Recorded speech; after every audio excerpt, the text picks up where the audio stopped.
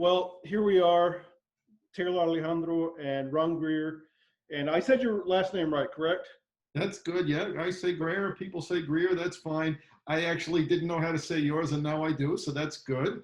And that's actually my middle name. I don't put my last name out there that often. My last name is Couch. It Okay. doesn't quite go with the whole Latino guy. Right. But my So, dad's from Kentucky and my mom's from Panama. And so my mom wanted to name me something different, but my dad wanted me to have his first name. So I got his first name and then my middle name's Alejandro. so that's what I was going to ask you. First thing out of the gate was I used to be friends with a guy who had an LMT at the end of his name on Facebook. He Mm-hmm. was a masseuse. So I have to assume that that's associated with that. So you've got the CM. So I was thinking all along it must be some sort of a work-related title. But I'm now we not a know he is the masseuse. last name. So what's the M? Yeah, so the M is actually my mom's last name, Okay. Madrid. All right. And in Latino, well, in Hispanic culture, it's common for the kids to carry both names. Right. So my birth certificate in Panama actually has Couch Madrid on it, but my birth certificate here in the States only has Couch on it.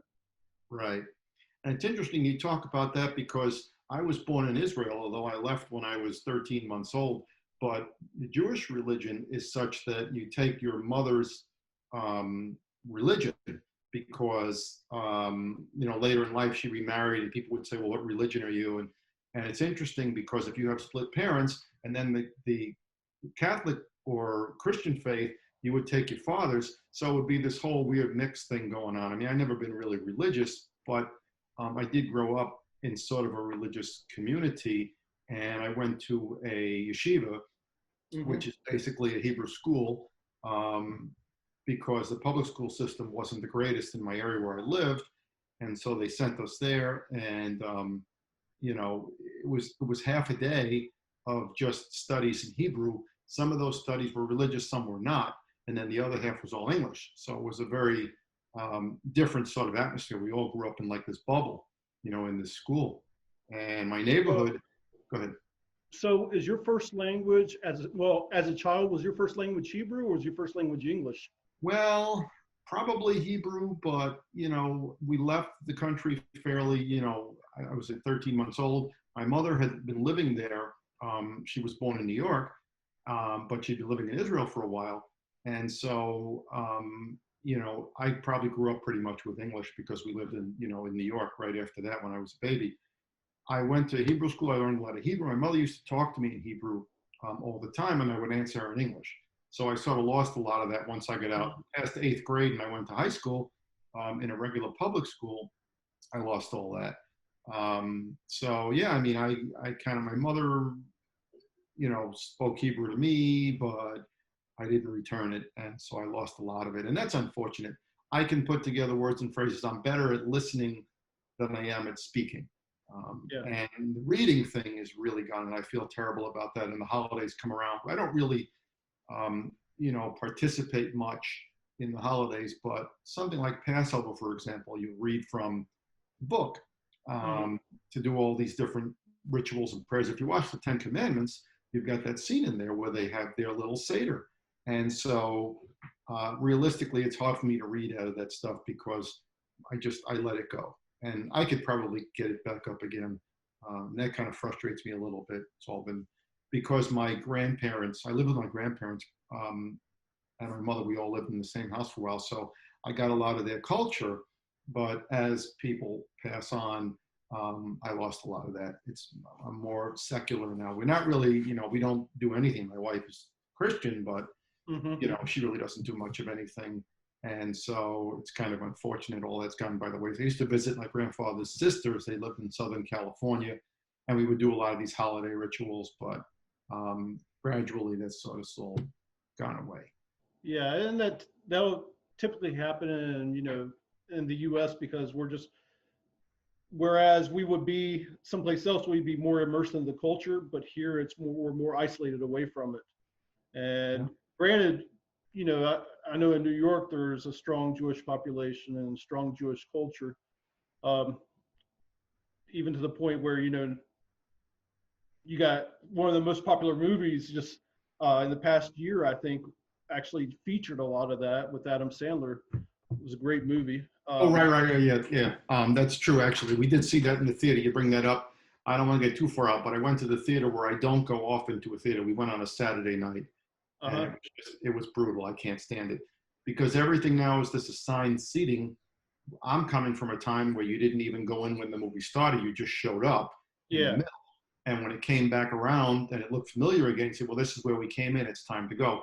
So we went in, and then just before it was time for the lights to go off, these young kids came in, and these seats taken and sit next to us. And then they're on the phone and they're talking. And when we got to just before the end of the movie, there's a pivotal scene, and something happens unexpectedly. And, the kid is, oh, shit. He's, screaming and stuff. And Yeah. it's just, It takes away the enjoyment, doesn't it? But you're right, though, Taylor, because the reason that movie resonated with me so much is because my grandfather worked in that Diamond District there in Manhattan on 47th Street, and I used to go to work with him. So a lot of that stuff was very recognizable to me, very familiar. Those these stores, they're like little booths within a building. Everyone has their little booth, their little business, and they have different aspects of the jewelry business where some people are just doing this part of the process where you make a ring, where you make a necklace. Everybody has their little thing, and everybody contributes to it's not, done all in one spot. And so I would look at that and wow, this is, really something to see. And I try to tell my wife she doesn't really appreciate any of this stuff. She's of the internet generation, although we're almost the same age, but she's very much ahead. So yeah, how do we get stuck on that? The movie, yeah, I don't know. Yeah, it's fascinating. Well, culture is fascinating. Learn it's part of learning. Who you are as we're doing this Head Shaver Ball presents, and we're getting to know people and some of their background and information. It makes it a little bit more enjoyable to interact with people when you actually know something. You can, like a common ground or something, that you can talk to this person, or even to the point where you're having a discussion, you can sort of see why a person reasons on a certain subject a certain way because you know the history of that person, or the personality of that person. Right. I think it's fascinating. I think that'll help us build a little bit more community within Head Shavers Ball. Yeah, and then I mentioned it in the pre-show. We were talking. It's interesting. The group that you've started is actually really good because I don't know that there's another group. There was one that was going for a little while, and it really didn't catch on. So it's nice to have a group where we can focus on that particular aspect of traditional wet shaving because there are so many groups. And the Head Shavers Ball is great because it's one place you come there and we can talk about all these different nuances and little niches and stuff about head shaving. It's not, maybe it's not as straightforward for a lot of people as just picking up a disposable cartridge razor and some shaving cream and getting it done in 2 seconds in the shower. For some people, that's fine. But for a lot of people, it's much more. So I'm going to look. We had some questions in the group. I'm going to kind of grab the microphone here for a second. William McLaughlin was asking, did you start out with shaving face, head, or both with disposable, or did you start with a wet shaving kit? So did you want to grab that one? Well, so I actually started wet shaving, and obviously I'm not head shaving currently because I'm enjoying the last hurrah of having hair. When did that start, Taylor? What's that? When did that start? I hadn't seen that until today. Well, I've actually had hair, and I had an afro about 2 months ago, and I've had hair for probably about a year now. And it was just one day I didn't shave, then it stretched to a week, and it kept on going. And I'm like, well, let me check my spot back here because I was always worried about my bald spot, and I was like, it's not as bad as I thought it was. Let me go ahead and grow hair one last time and enjoy it one last time for a little bit. And I've had hair for about a year. Yeah. And when I started the group, I started the group in 2017, and I was already within the wet shaving community. And up until that point, I had only been buzzing my hair, and I would, do like razor buzz, probably twice a week for maybe 4, 5, 6 years. And I had done that previously in when my oldest daughter was born. So I've always had buzzed hair for a long time. And then once I noticed, that I was starting to get a bigger forehead. I got this forehead that it's like an 8 head. It doesn't stop. It keeps going. And I noticed I was getting thin in the back here. I'm like, well, let me go ahead and shave it off. You know, I enjoy shaving. I can do my face and I got all this stuff. I want to start shaving my head. And I noticed as I was shaving, I was getting irritation back here in the back. And I had questions about techniques. And there was no good central area to look up information for head shaving.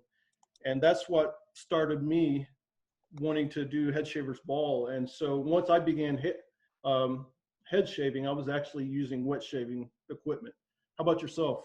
So yeah, it's interesting. I started wet shaving around 2011, but it was sort of a slow journey.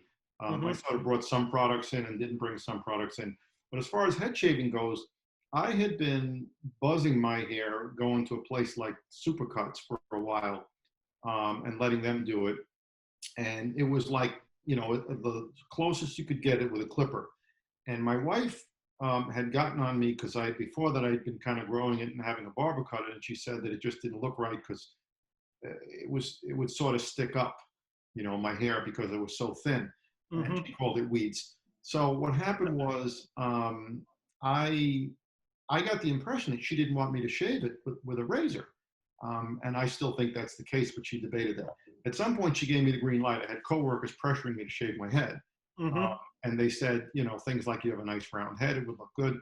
So when she gave me the go ahead, I grabbed a cartridge razor. I didn't use the same one I used on my face because I felt that I needed a heavier razor. So I got like a 4 or 5 blade cartridge razor, disposable razor, or it was like a store brand, nothing too expensive, and just used my regular Badger or boar brush, whichever it was, my regular soap I'd use on my face. By then I was wet shaving, but I used a disposable razor, and that worked fine. I always wanted the head blade, and eventually I picked that up.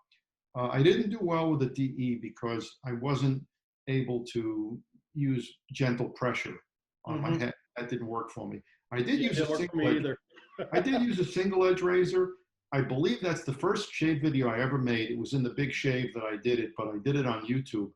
And it was huge. It took off like crazy because at that time, a lot of people were talking, but they were afraid to make videos, wouldn't put themselves out there.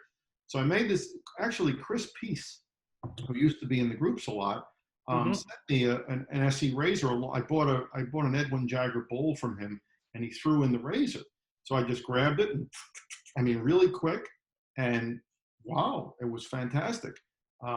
So I used that, but I was definitely about the cartridge razor on my head for a while, and it seemed to be working okay, but it wasn't giving me a really close shave like I got later on with the head blade or with the single edge until I got better. And I think a lot of it has to do with the cartridge razor being so light, and you have to apply, same thing on my face. You have to apply pressure. You still don't get it to do it efficiently. Hang on just a second. What's up? Oh, you can go in there. It's fine. Yeah, go ahead. That's fine. So, and so it didn't work well for me. Once I got the head blade, it was fantastic. And then eventually I was using a Shavette razor. That I still like, but it's extremely time consuming, to the point where the lather starts to dry out. Yeah. So yeah, I'm pretty much a head blade guy. It's quick, it's efficient. The only drawback to me is it's still a cartridge razor, and so you run the risk of irritation if you go over the same spot or you press too hard. And the blades are not cheap. And as far as I'm concerned, cartridge razor blades are inherently bad in terms of trying to clean. They just get gummed up. Whereas if you have a DE, for example, or a Shavette or anything like that, you have access to the blade. There's no buildup of gunk in there. So, that's my thing. Yeah, I think some of these companies now, like Defender Razor and Gillette actually has a skin guard, are trying to eliminate that whole clog issue with their razors and putting the blades further apart, making it easier to wash them out. I will tell you, when I first shaved my head with a DE, it was so difficult for me to actually get the hair to come off. And I'm going, and it wasn't an angle issue as much as it was just a density issue. I would go and I would start shaving and shaving and shaving, and then it would stop shaving because there was just so much hair in the razor that I'd have to rinse. And on your live today, you were talking about doing short buffing passes, basically, Yeah, yeah. or at least short strokes. I mean, and when I was doing that first shave with the DE, that's what I had to do. And I think that's where I got the issue on the back of my neck. I mean, like a few hours later, all of a sudden I'm getting such an itchy issue on the back of my head. I'm like, I've got something wrong. I need to go explore and find out what this is. Yeah, and I mentioned that, and then we'll move on to another question. But I definitely have an issue on the back of my neck. I have to be Mhm. careful when I'm using a multi-blade cartridge razor, even the head blade. I'm better off using something with one blade, like my shavette, that to shave the back of my neck with, because I have to go against the grain Mhm. to get it nice and smooth, and I'm just asking for trouble by using that cartridge razor there. And you Douglas, know, it's a good segue into the next question we got from Douglas Smythe. yeah, go ahead. Chavettes. You know, he's talking about Chavettes, straights, DE, SE, and cartridge. What do you think is the best razor for a head shave? What's your opinion on that? I like the head blade. Like I said, it's just easy. It's efficient, but unfortunately, more and more I'm finding that this area here, I want to say temples, but I'm not sure if that's accurate, but there's an area here on either side that doesn't seem to get shaved well with a cartridge razor. And so Hmm. then I have to go in with the shavette. And to me, I'm doing double and triple work because then I have to figure out the angle and stuff. And so really what I need to do is to try to revisit using something like a DE, an SE, or even a shavette razor.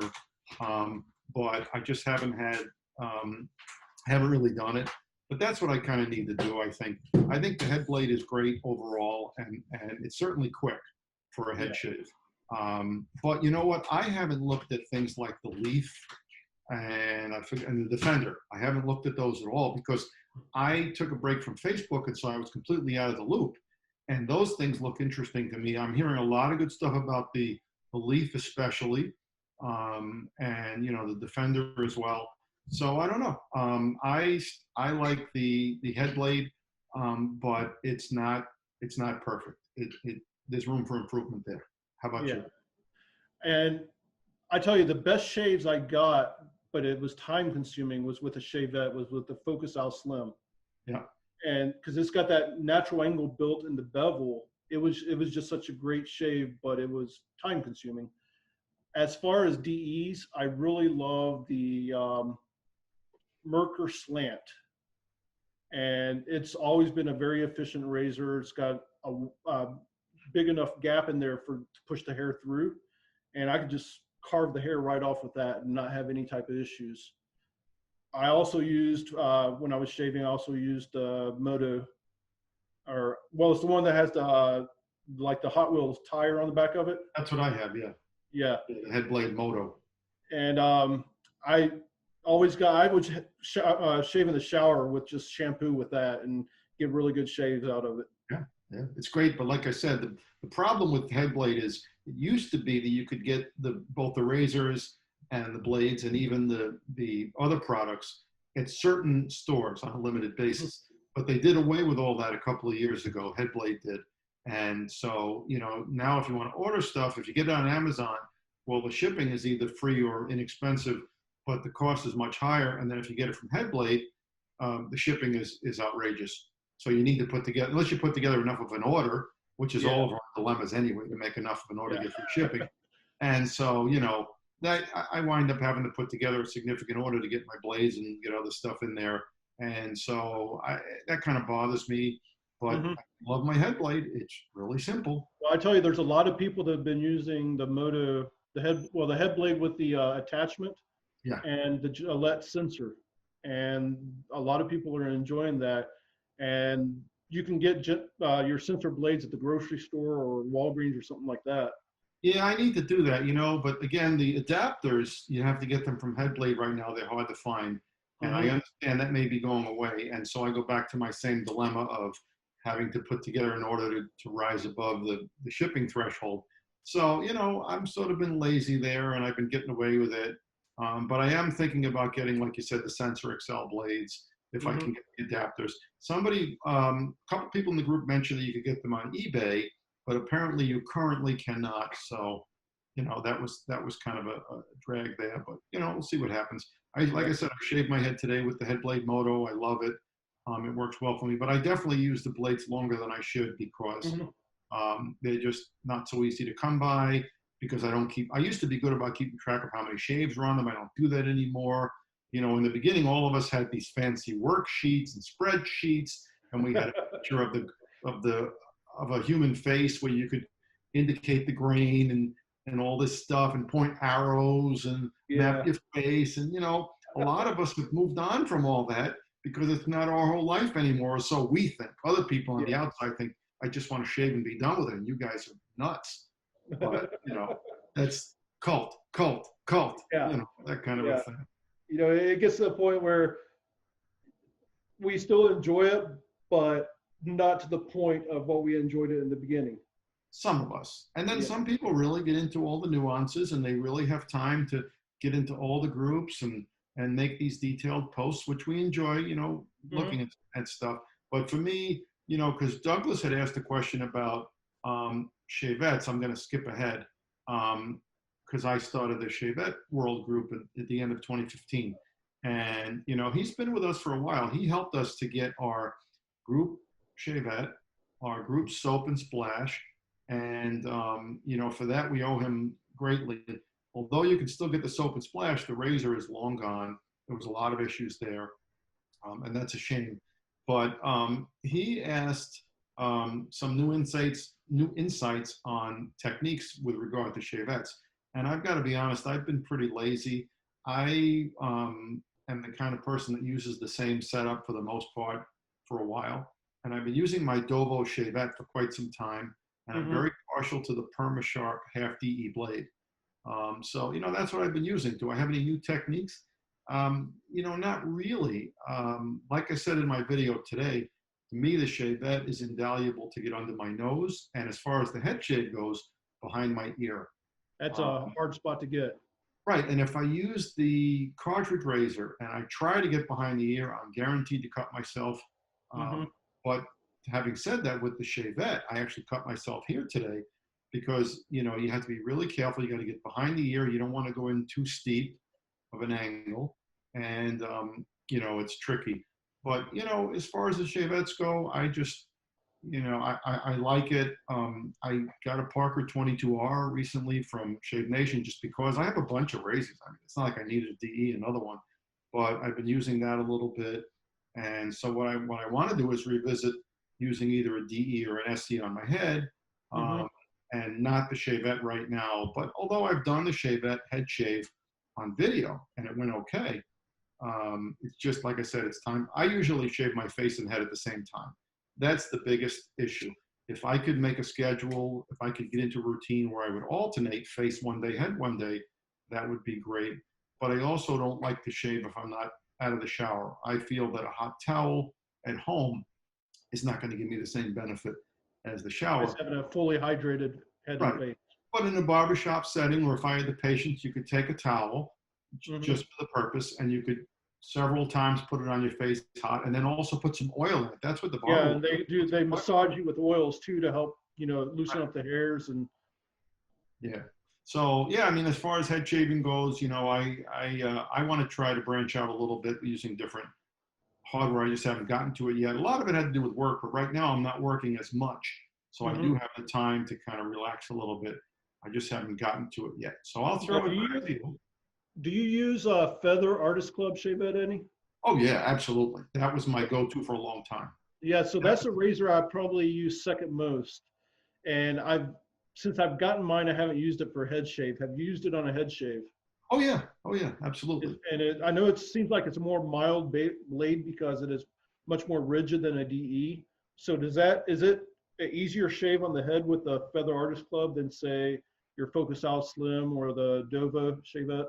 Well, I like the feather because I feel you talk about the bevel on the Focus. I feel that the feather makes it almost foolproof because the way the edge of that razor is, it helps you to find the angle where you need to have the blade. Hmm.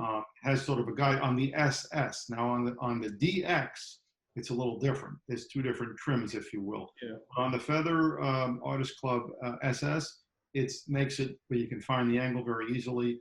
the thing is, people talk about it being smooth and not getting audio feedback. That's actually not a great thing because it's just as sharp. It's just that you don't really realize that it's cutting anything.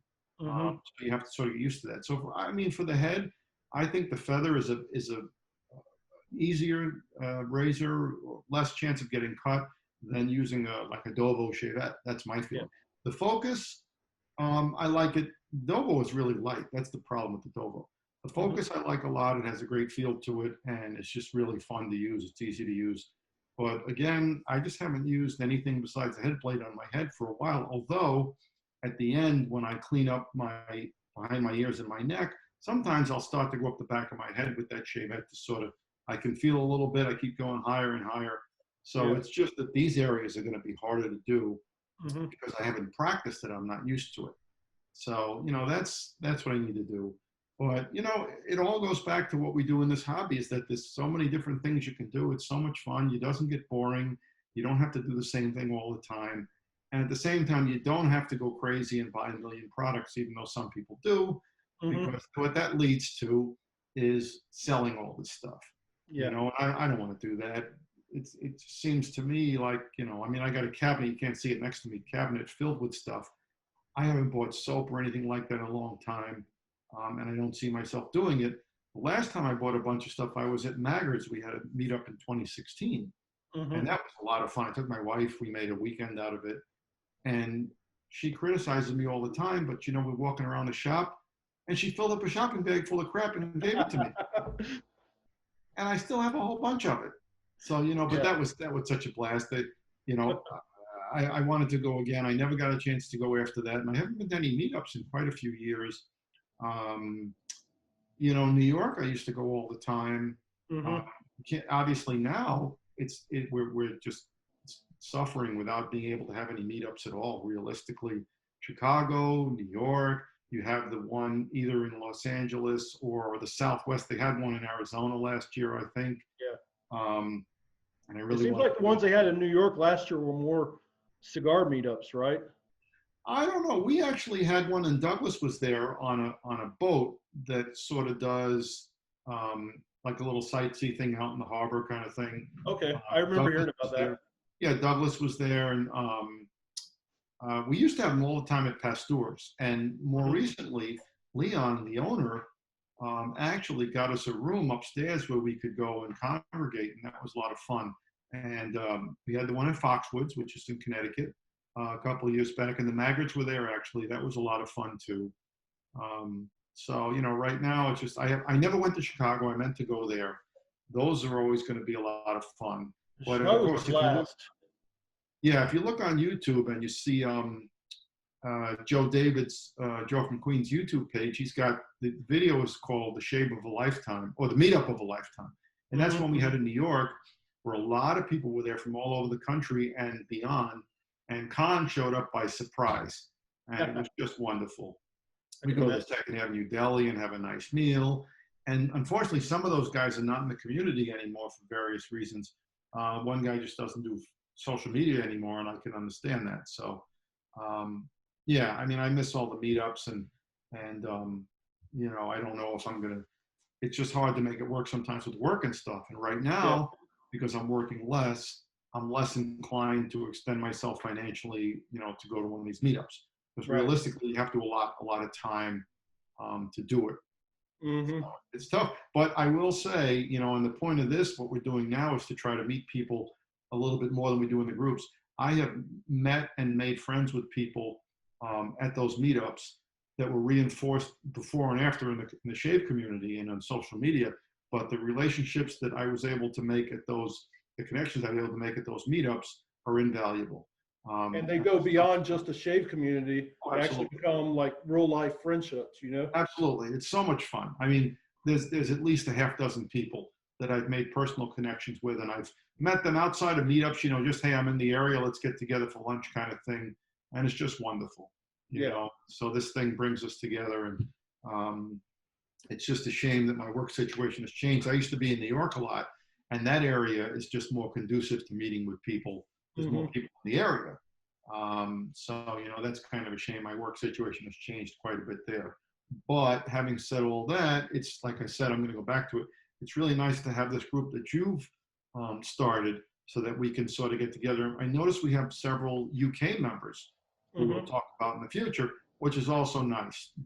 We've bridged those shores in the wet shaving community in general. And there's a lot of active UK members. You've got, Paul H. and Kevin Parr and some of these other people over in the UK. And Stephen Keir is another one. I forgot what he goes by, the Suffolk Shaver. And he has a group. So, and I was even doing audio only messaging things for a while. I forgot what it was called. I can't even remember. I was doing that, but I had to stop because it was just too much. So yeah, it's. I almost went to a Superior. Is it not Superior? What's Lynn's company? Lynn Abrams. That was Imperial Shave. Right. I almost went to one of those in Medina. I was that that was close. That was a great meetup. It was very calm and quiet.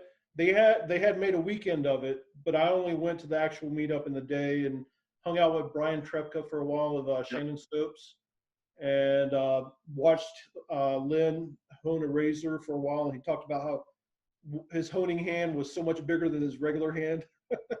But Don and Lynn just have a lot of stories, because they've been around since I think before Facebook groups.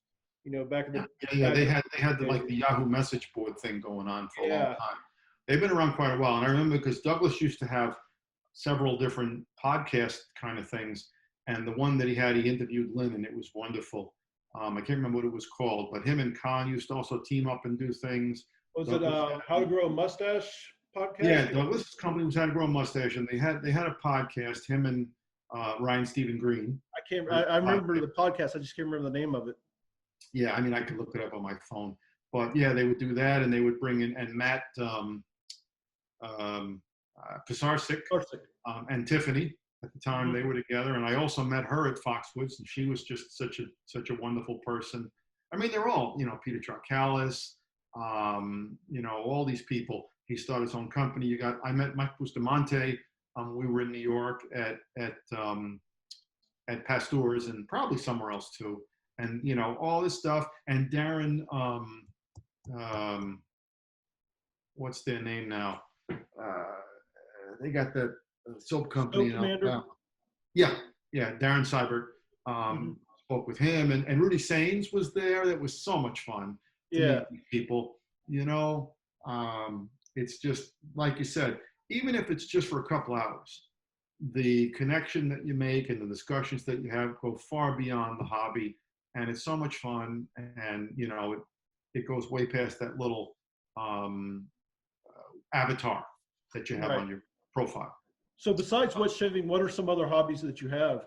So hobbies, I'm a pretty boring guy. I don't do a lot. I used to work quite a bit more than I do now. I enjoy being home and with my dog and watching videos and stuff. And I mean, I used to be more of a fitness guy. I used to run. I don't do that as much anymore. It's hard to say. I mean, I'm trying to think. I don't want to say I just sit home and do nothing. That wouldn't be accurate. But I don't do a whole lot, in terms of hobbies. I stay off social media a lot. I try not to do that, especially with what's going on now. I stay home much more. I'm in the neighborhood where I live, and I walk the dog, and I go out and do stuff. But I tell you, my dog's a hobby in itself because she is a handful. Yeah, and that's the thing. I listen to a lot of audiobooks and spoken word podcasts. I love that. A lot of that stuff is free, and some of it isn't. And there was one that I listened to a book. A guy wrote. Basically, he had a terrible weight problem. It really was affecting his life significantly, and he was spending a fortune in medication to try to manage his condition. He had all kinds of health issues, and he also made quite a bit of money. And he wouldn't leave the house. Everything was ordered online. Everything was ordered on the phone. Everything, And at some point, it got to be really bad, and he got a grip on his health. And one of the things he did was he saw a nutritionist, and she told him to get a dog because that would cause him to go out and move. He would have no choice. And he actually wound up picking a dog that was like him in that the dog was a little bit older. The dog was not in good shape, and the both of them were struggling to walk, 100 paces kind of thing. Mm-hmm. And they both got healthy, and they both had a great time together. And it's so inspiring. So I always tell people that dog is the best piece of exercise equipment because it's not going to turn into a coat rack. But sadly, that's not the case. I see when I walk my dog, I see a lot of people do get a dog, and when the new smell wears off, they just leave them tied up in the back kind of thing, Mm-hmm. I grew up in Manhattan. I lived in New York until I was 29. I've been in Syracuse now for almost as long, 26 and a half years. And I never was a dog person. We couldn't have dogs. It was way against the rules. We always had a cat, one cat. And when around 2002, I got a dog. I was living with a woman. That didn't last long, but the dog, was kind of I was stuck with the dog. And that's changed my outlook. And so I've been a dog person ever since. Now, we had two Nice. dogs. Well, we lost one 3 years ago. I don't want to get another one. It's a lot of work. I'm getting a little bit older. But boy, I tell you, that's a hobby, like you said, by itself, in a good way. Yeah. The dog is not going to be ignored. The dog is not going to watch TV with you forever. And it doesn't matter if it's raining or if it's dark or whatever. The dog wants to go out.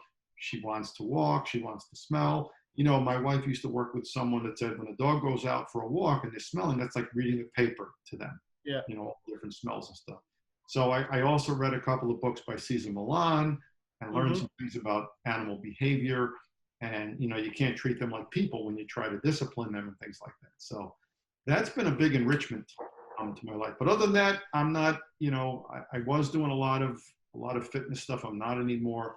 I know you ride a motorcycle. I know you are into fitness. So why don't you expand on that? Well, I'm a Harley guy. And fitness wise, the fitness I'm into is trying to fit a whole burger in my mouth. I got to fit this whole burger in my mouth. No, but hang on one second, Taylor. Hang on, I'm going to put you on hold for 1 second. All right, no problem. You coming over or what? Well, I thought we already did that, but okay, we'll see you Tuesday. I don't think we already did it. Okay, you can leave the door open. Say Tuesday night, we'll see you popping. All right, hasta lasagna. Bye. Beans and disease. You ever watch Sanford and Son, Taylor? Sanford and Son, I loved it. Okay. Beans and disease to you too. That's it. So go ahead. So your fitness, you were starting to, fitting the whole, fitness all in my mouth here. Yeah. No, I've for the past probably 10 years or so, I've realized after seeing Facebook memories that I've been going to the same kettlebell gym. And I really enjoy kettlebell. And it's more dynamic than just pushing weight like barbells and whatnot. Unfortunately, now with the pandemic, the gyms got closed, and plus I had moved far away. So I bought a kettlebell for my house, and it almost became a paperweight. I went and bought more equipment and started working out again. And the only thing is, man, it's not the same as working out in your basement as it is in a group. Yeah. You get a little bit more motivation when you're working with other people who are pushing you and whatnot. But I always loved that feeling of when you're about to just hit a wall and you push right through, and at the end of the workout, you're like, man, I'm glad I did that. Your muscles all ache and your blood is flowing, and that's a really good feeling. Other than that, hobby-wise, I mean, it's probably more nowadays geared towards a motorcycle. I bought a bigger motorcycle so that I can put my wife on the back of it, and we can go do trips. And we did our first trip to Tennessee, went to Gatlinburg. Yeah. And there's a really famous road there, or maybe even infamous road there, depending on how you look at it, called the Tail of the Dragon. And it is 318 curves in 11 miles. And these are some serious switchback hairpin turns.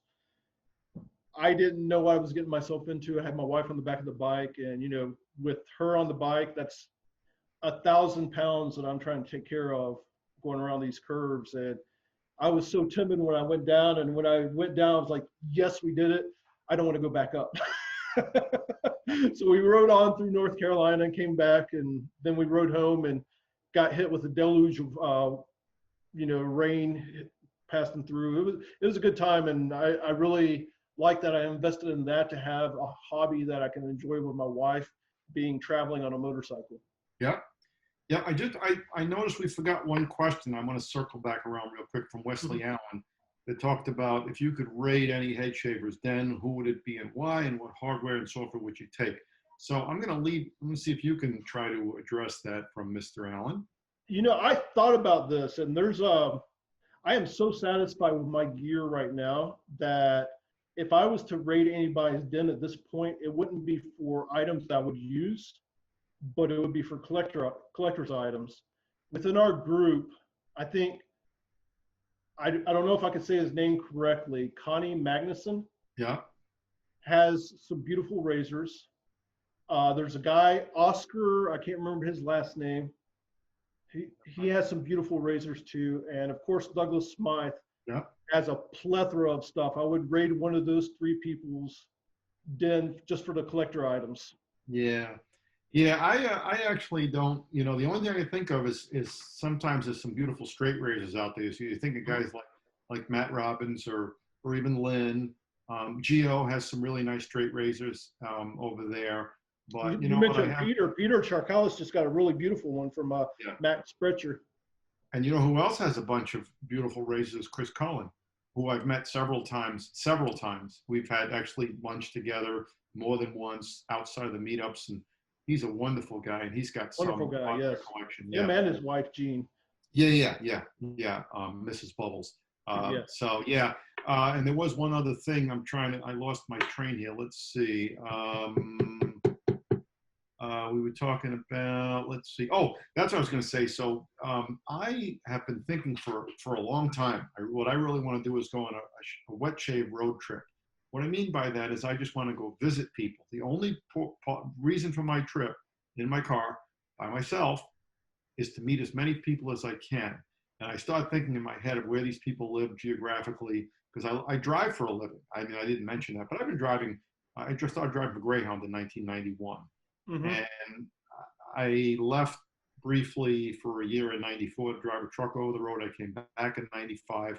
In 2015, I went to Trailways, and I'm still doing the same thing, basically doing the same job with a different uniform and a different colored vehicle. And boy, I tell you, I could get in my car and go visit all these people to do what we're doing now, to try and, put another layer there in that relationship and get some more insight. Boy, that would be just a blast, That would be a blast. Can you imagine starting from, I got a friend that is in Vermont, and Silver Loaf Razors. I don't know if you've ever seen a Silver Loaf Razor. And we went and visited him. I would go back, visit him. I would make my way through, to New York, Connecticut, Rhode Island, and visit all you guys through there in the tri-state area. And then straight down, meet up with all the guys in Florida. And then you'd have to go to the other extreme to meet with David Gonzalez and all the West Coast guys. That would be a fun thing. I've never thought of that before, but that would be a blast. Yep, and actually, now you mention it, I mean, that's the kind of thing where you could get a bunch of people together and get an RV or something and really have sort of a traveling thing. Don't forget Mantic. I believe he's in Houston, I believe. And so, you got Douglas in Arizona. And that's what made me think about it, because I visited my uncle in Las Vegas a few times, and I thought about making my way out to Douglas's area as it relates to the Grand Canyon. So that would just be a blast. I always think about that, all these people that I want to meet. And like I said, I work it out in my head because I love maps. So I think about that, the geography and how all the roads connect and stuff. Because young people say, what is a map? They don't know what a map is. You mean like GPS? Is that turn by turn?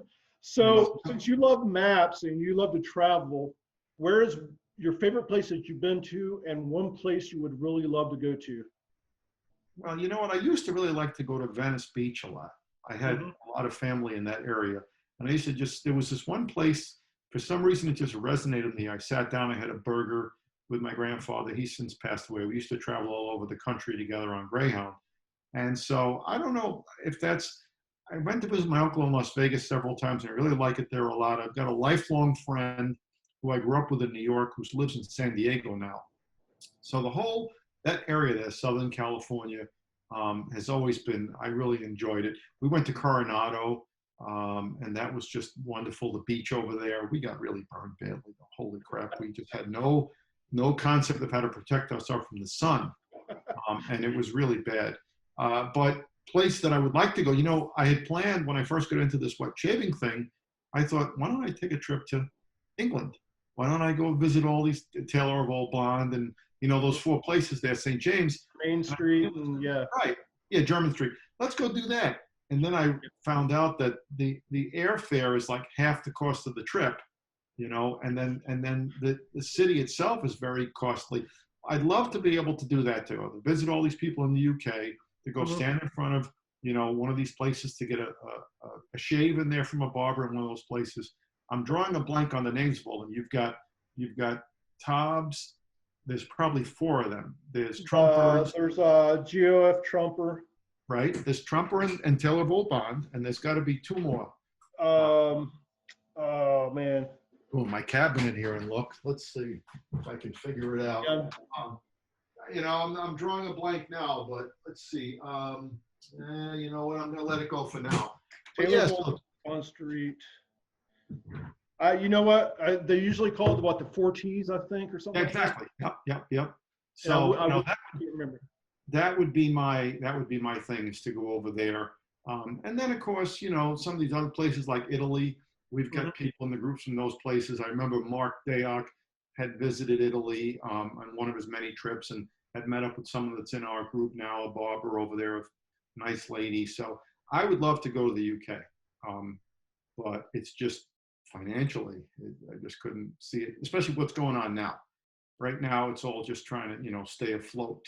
But that would be my thing. And who knows? I mean, we've probably got lots of time left. So UK is on my list, and that's the kind of thing where I can take my wife, and it doesn't have to be all about the shaving. There's all kinds of great stuff to do, but that's way off in the future. So what about you? My favorite place I've been to has been Hawaii.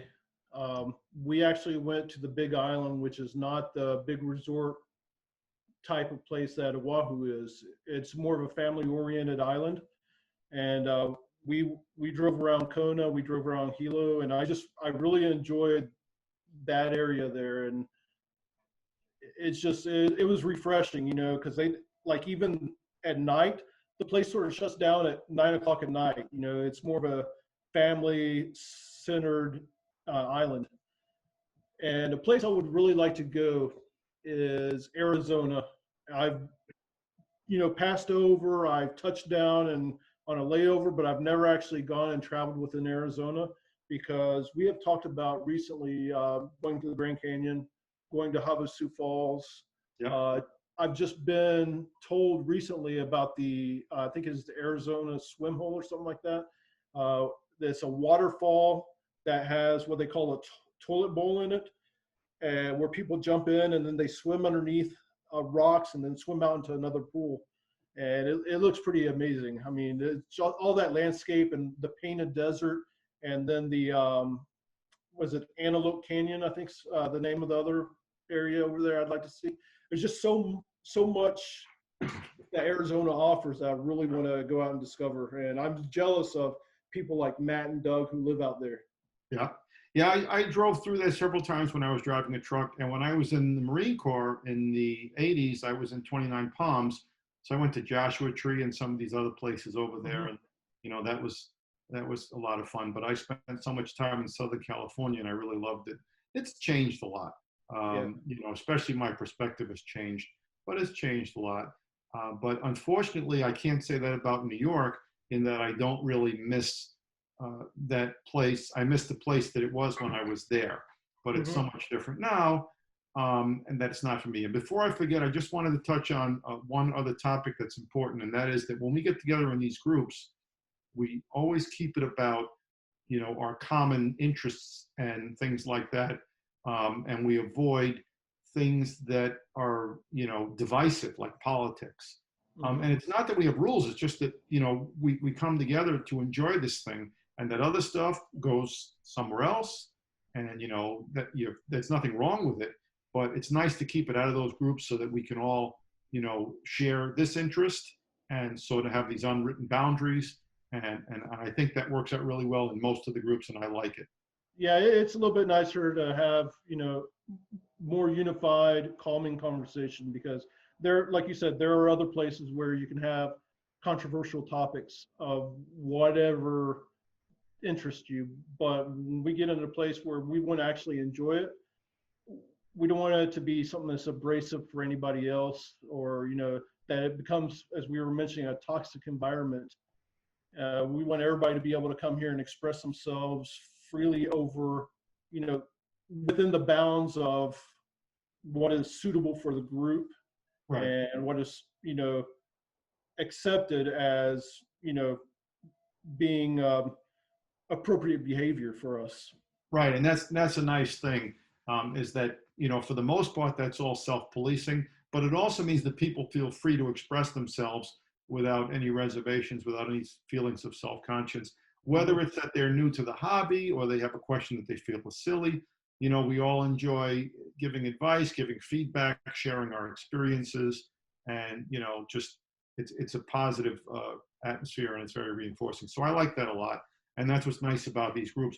There are certainly some of the shade groups that are a little bit more liberal, where you can, you know, there are less constraints and people do things that are a little bit more out there, and that's fine. But it's nice to have that. Certainly in your group, like I said, we appreciate the, you know, that we have the group where we can focus on the head shaving, because more and more, like you said, people don't have their hair anymore. I certainly can't grow a head of hair. I'm not going to need a blow dryer or a comb or a brush. It's just not going to happen. Yeah. So, you know, it's nice to be able to do that. And then, you know, you have the other shade groups too. And another thing too, by the way, I wanted to mention, I don't know if you guys, I realized it today in the video that I made without a shirt. I got it from several people, but Matt Robbins really helped me in that I shave my armpits regularly, because otherwise I stink, because the deodorant doesn't get a chance to do what it has to do. So actually I use antiperspirant, and I learned that distinction from Chris Cullen. Deodorant doesn't do much. Antiperspirant is where it's at. And then you can get all natural stuff, and Douglas has quite a line of these kinds of things. But again, shaving under your arms is not something you should overlook. My wife looks at it like I'm really weird, and maybe it's effeminate. But, you know, you don't have to see me doing it, but the benefits of it are really good. So, Well, I'm blessed not to have very much underarm hair. I don't have to worry about that. I do have to worry about smelling, because I do smell quite often. I'm a sweaty guy. I mean, my wife makes fun of me because I always have to carry a washcloth. Yeah. She calls it my sweat rag. But that's the reality, is that I have to do that. Well, I'm glad you brought up once again Douglas Smythe, because something that for this inaugural interview we're doing is a giveaway. Oh, and I forgot to mention at the beginning, so there's going to be a set of instructions. If you look here or here or here, I don't know, eventually when I get to the video editing, I'll put it, hopefully I don't cover my face or your face, with what the giveaway is. This is unobtainium from Douglas Smythe, his weed spice. And we're going to put out a form for you to sign up for the giveaway. And this is only, unfortunately, for the continental United States currently. And please sign up for this. Please enjoy this video. Give us all your comments on the video. Ron, I want to say I really enjoyed talking to you. Man, you got a great personality. Everybody I've talked to about you have said the same thing. Everybody's always had positive things to say about you. It shows within our group. It shows within Shavette world. You know, you're a great guy. Keep being a great guy, man. And I really appreciate the hard work you do here. You've, you know, sort of, without you knowing it, mentored me or guided me a little bit in with our group here in Head Shavers Ball, and hopefully we'll continue to grow this environment that everybody can enjoy. I know Wesley Allen wants to make it the greatest group on the east or west of the Mississippi. Hopefully we'll get to that point. You know, if not, we're striving for greatness. Yeah, no, and the same, you know, for you, Taylor, is that, like I said, I appreciate the group and what you're doing, and you know, it's running well, so we have to give you credit for that. And you know, it's great to have some of these people. Douglas is such a wonderful guy. He does this thing because he loves it. He's been around for a lot longer than people realize, and you know, it's just so much history there. I say I remember him from How to Grow a Mustache, where we had the huge tin of soap, this big metal, like a film can.